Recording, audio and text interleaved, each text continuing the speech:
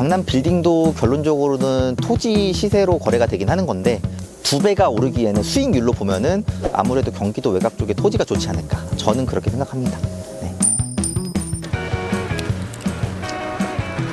네, 안녕하세요. 저는 윤영필이라고 하고요. 지금은 뭐 에어비앤비, 뭐 온라인 쇼핑몰, 그다음에 부동산 투자 다 하고 있고, 저는 원래 직장을 다녔어요. 그래서 직장 다니면서 투자랑 뭐 사업이랑 병행하다가 월급 한 2배 정도 만들고 퇴사해서 지금은 이것저것 다른 일들도 계속 하고 있는 상태입니다.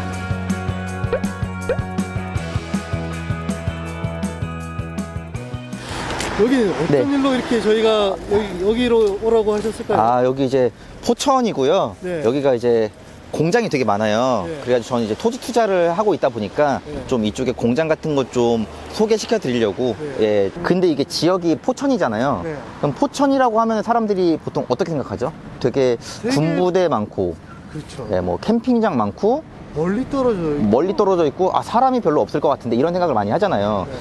그 반면에 약간 뭐 남쪽에 뭐 용인이나 화성이나 평택이나 이러면은 아무래도 삼성이라든가 대기업이 많다 보니까 되게 사람 많고 되게 좋다고 생각하는데, 보통 경기도 북쪽은 보통 그렇게 생각하지 않거든요. 개발이 안 되는 곳. 네, 개발이 안 되고 뭐 공장도 있어도 공실 많을 것 같고, 네. 뭐 토지 값이 거의 안 오르는 곳, 이렇게 생각을 하는데, 실제로 제가 한 4년 전쯤 다닐 때보다 거의 토지 값이 2배가 올랐단 말이에요. 그래서 그런 일반적인 고정관념을 좀 깨트리려고 하는 것도 있고, 다양한 지역을 많이 돌아다녀야 또 실제로 수익을 낼 수 있는 것도 좀 있다.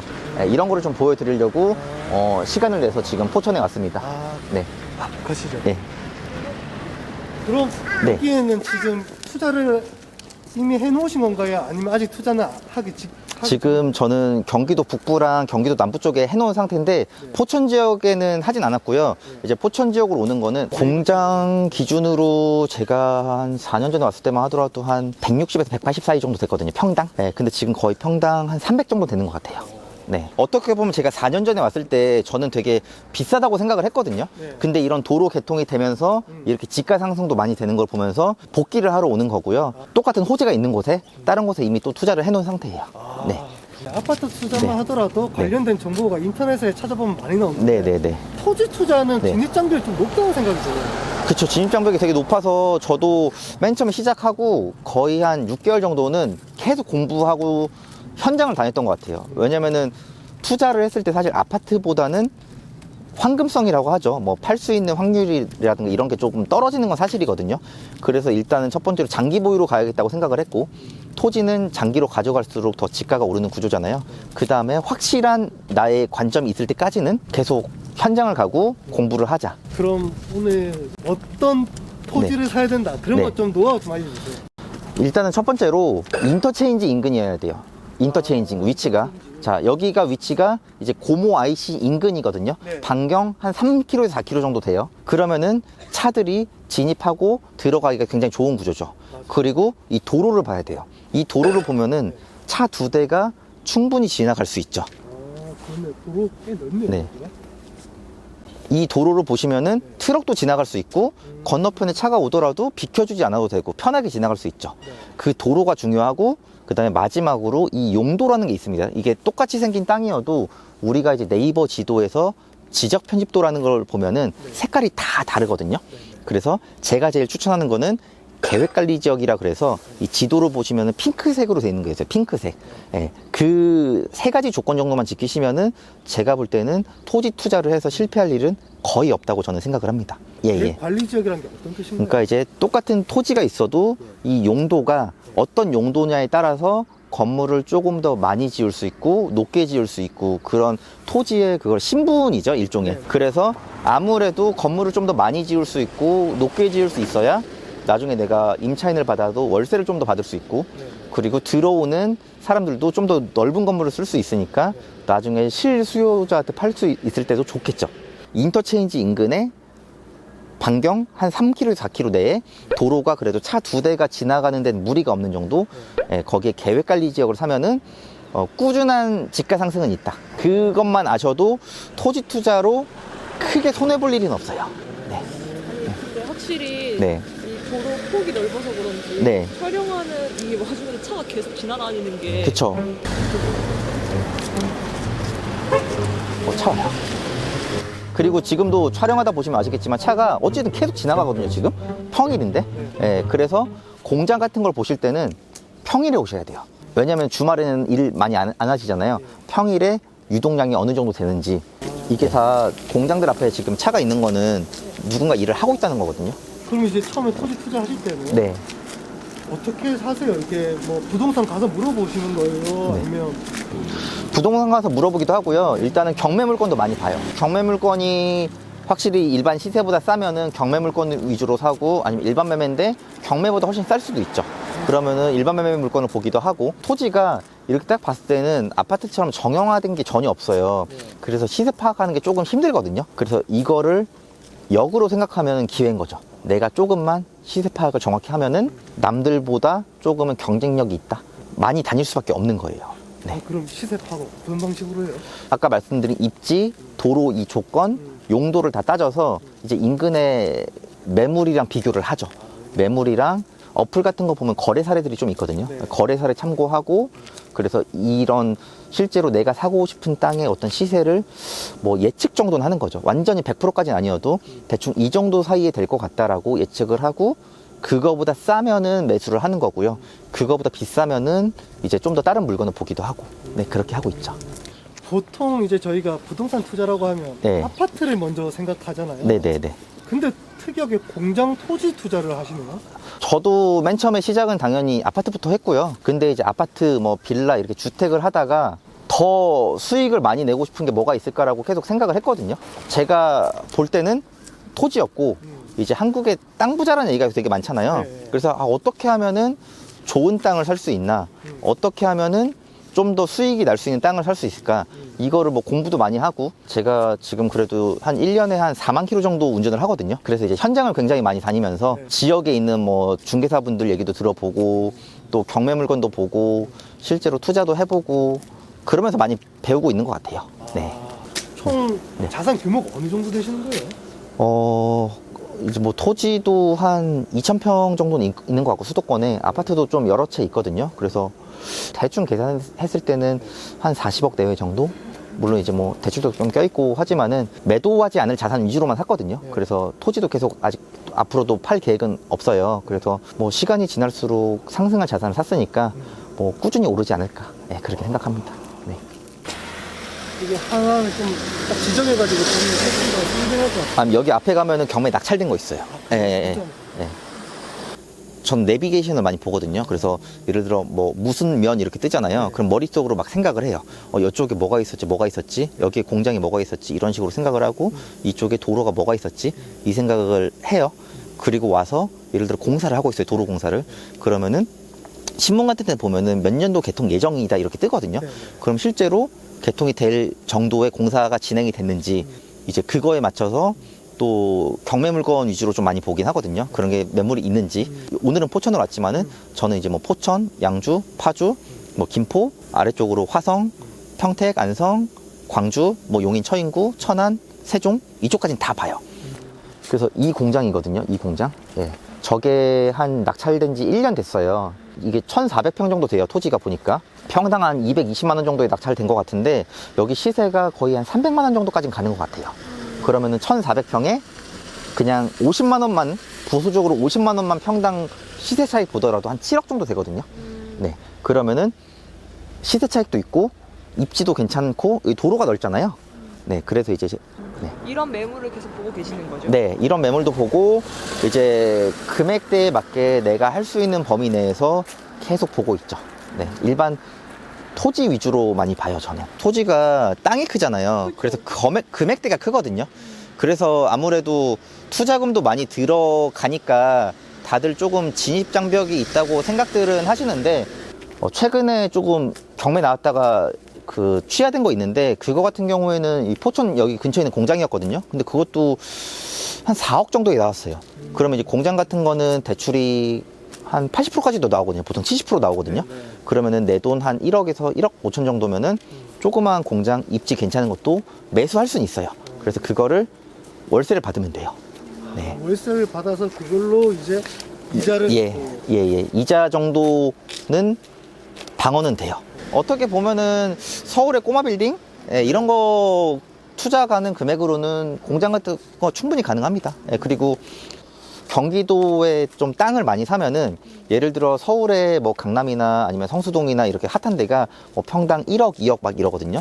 그럼 그게 일반적인 매가 가격으로 2배 되는 데는 시간이 좀 더 걸릴 거예요. 분명히 뭐 오르긴 오를 겁니다. 안전자산은 맞는데 이런 수도권에 이런 땅 같은 경우에는 200, 300만 원짜리가 400, 500 가는 거는 그래도 서울의 꼬마 빌딩보다는 빠르긴 하거든요. 일반적으로. 네, 이게 뭐 차이가 조금 있지만은 수익률로 봤을 때는 그래도 저는 경기도 외곽 쪽에 인터체인지 인근에 토지 공장을 사는 게 수익률로는 조금 더 좋다고 보는 거고, 보통 저한테 많이 말하는 게 서울의 꼬마 빌딩 입지 좋은 데는 공실도 별로 없고 임차인 잘 맞춰진다라고 얘기를 많이 하죠.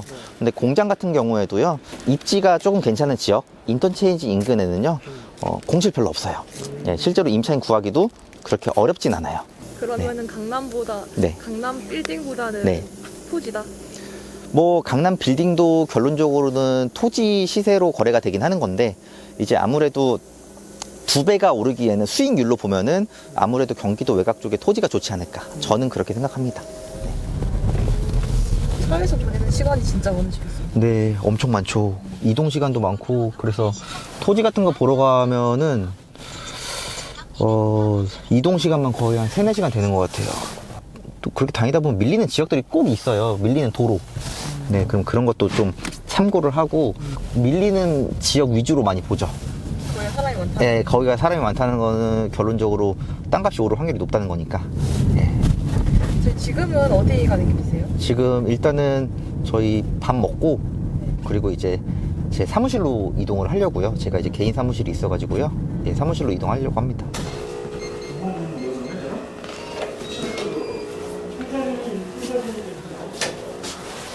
그냥 이렇게 이제 여기서 이제 쇼핑몰 주문 넣고, 이제 뭐 에어비앤비 같은 건 사실 핸드폰으로 거의 관리를 하거든요. 그래서 관리할 거는 거의 없고, 여기서 이제 경매 같은 거 이제 신건이 올라오거든요. 그럼 신건 보고 괜찮은 거 있으면은 시간 좀 나오면은 뭐 임장도 갔다 오고 뭐 그런 식으로 생활을 하고. 에어비앤비랑 네, 쇼핑몰도 하세요?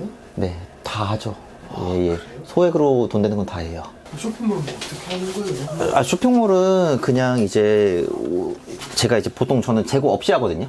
위탁 판매라고 해가지고 주문이 들어오면은 이제 주문을 넣어주고 배송을 제가 안 하고 이제 업체에서 해줘요. 고객분이 받으면은 제가 이제 정산을 받는 거라 수수료 정도 받아서 이제 운영하는 거죠. 제 상품을 파는 대인점보다는 남의 상품을 이쁘게 꾸며가지고 그렇게 해서 마진을 좀 남기는 구조로 그렇게 하고 있는 거죠.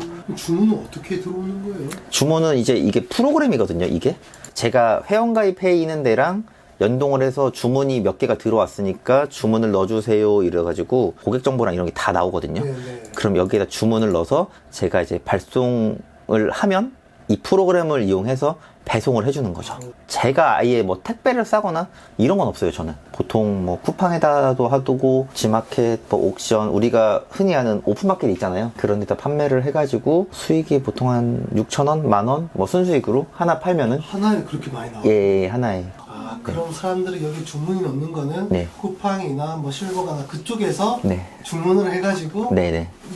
이쪽으로 이제 들어온 거예요? 예, 그래서 이제 저는 그 안에 있는 소위 말하는 뭐 셀러라고 보시면 되는 거고, 1년 내내 꾸준히 팔릴 것만 해요. 예를 들어 이제 지금 겨울이니까 뭐 겨울용품을 팔아야겠다 이거보다는 그냥 우리가 생활하는 데 있어서 경기랑 크게 상관없이 쓰는 것들이 있거든요. 뭐 샴푸, 린스, 바디워시, 뭐 휴지 이런 게 될 수도 있고, 그게 아니어도 예를 들어 우리 집이 쓰는 부속품들 이런 거는 시간이 지나면 바꿔줘야 되거든요. 그래서 그런 것들 위주로 많이 이제 보죠. 그럼 지금 뭐 많이 좀 주문 들어왔어요? 아, 오늘은 월요일이어서 이게 주문이 주말이랑 월요일이 제일 적고, 이제 월요일부터 화요일 갈수록 좀 많아지다가 주말 때는 좀 꺾이고 이런 구조거든요. 예, 그래서 오늘은 월요일이어서 그렇게 많이는 안 들어왔고, 이제 뭐 화요일, 수요일 되면은 좀 많이 들어올 거고.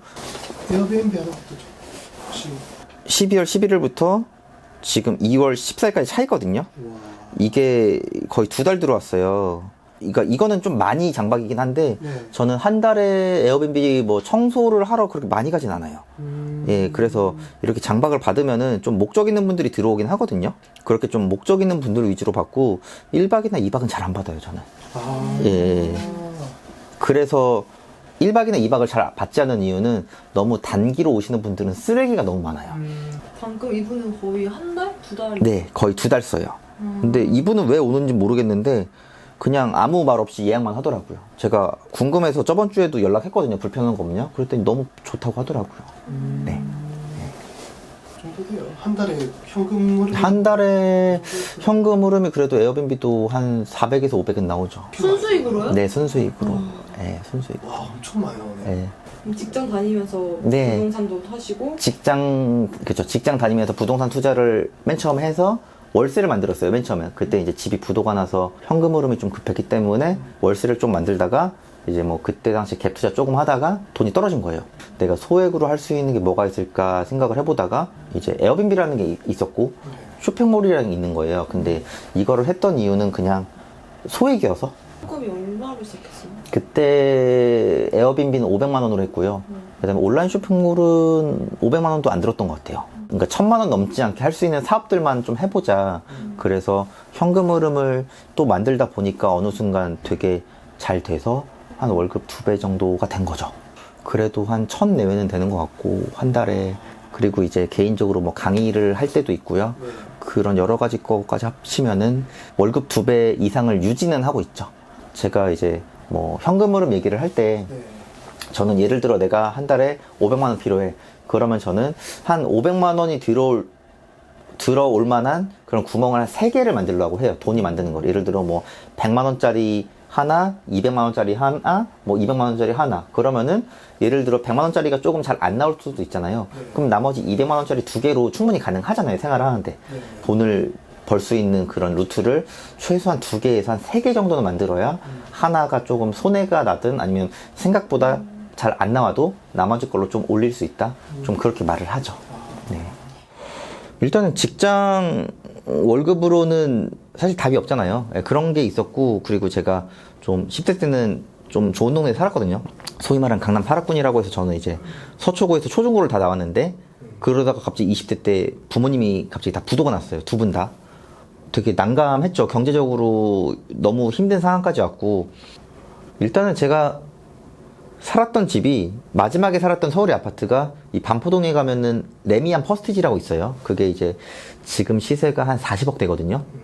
근데 그런 집 살다가 500에 50만 원짜리인가? 그럼 진짜 엘베 없는 4층짜리 빌라로 이사를 했어요. 진짜 집이 안 좋았을 때. 밖에 온도랑 집의 온도랑 거의 똑같아요. 왜냐면은 여름에도 열이 아예 흡수가 되는 집들이고요. 겨울에도 그 한파가 집 안에 다 들어와요. 아, 그러니까 이게 삶의 질이 너무 떨어지는 거죠. 그리고 문 열면 고압선 지나가고, 근데 돈이 아예 없었으니까. 몇 살 때요?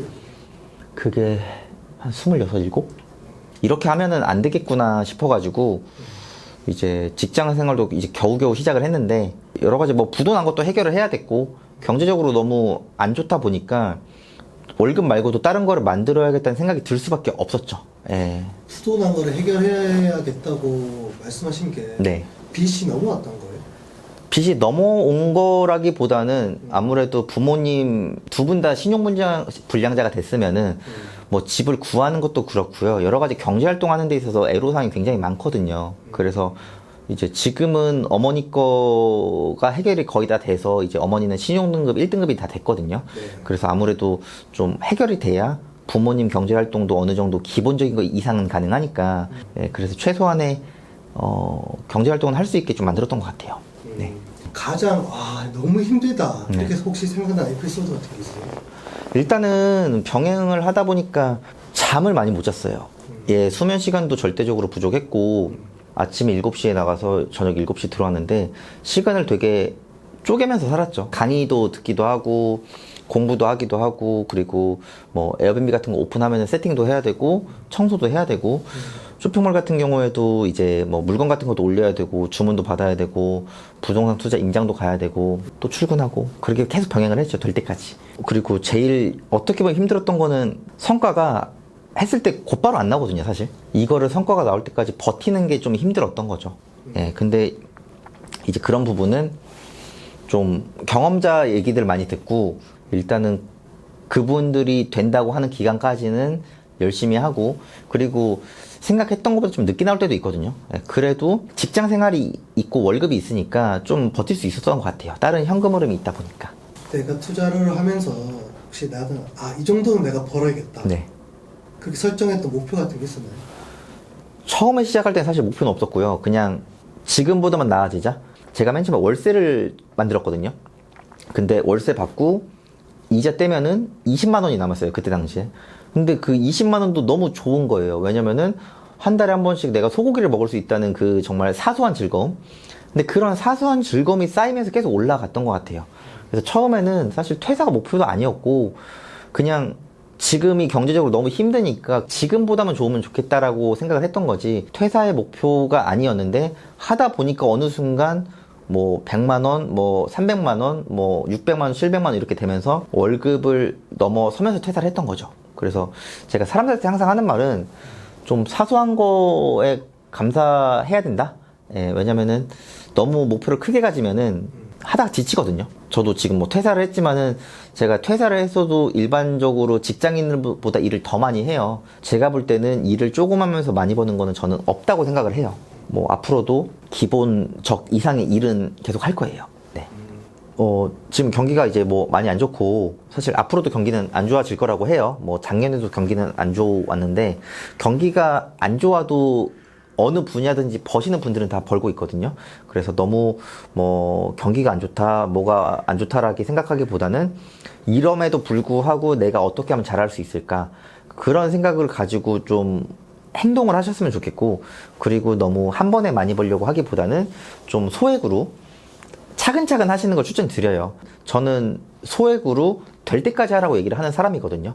또 부족한 게 있으면은 내 자신이 또 생각을 많이 해서 좀 보완도 하고, 그러시다 보면은 이제 뭐 큰 부자는 모르겠고요. 그래도 내가 원하는 목표까지 이루면은 그래도 내 마음속에 내 자신은 부자가 아닐까, 저는 그렇게 생각하니까 다들 꾸준히 하셨으면 좋겠습니다.